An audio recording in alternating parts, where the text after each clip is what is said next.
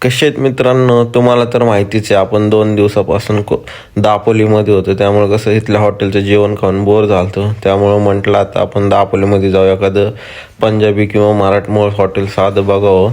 मग काय ते एक हॉटेल भेटलं आपल्याला, स्वाद मराठी म्हणून.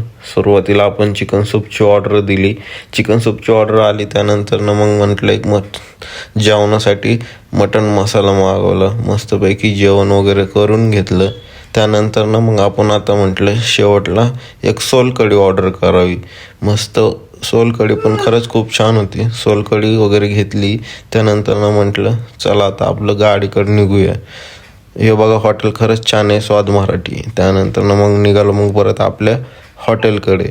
जेवण एकदम दाबून झालं, त्यामुळं म्हटलं मग चला जाऊ थोडंसं बीचवरती आपलं फेरफटका मारून घेऊ, कारण सगळं पुणेकर आलं ते कोकणामध्ये. मग नंतर फ्रेश वगैरे झालो.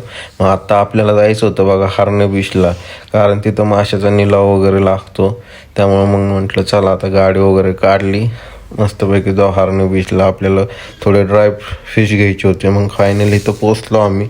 मस्तपैकी ड्राय फिश वगैरे घेतले. त्यानंतर आपण शेवटी आपल्याला मग मस्तपैकी आपण कोकणी मसाला वगैरे घेतला.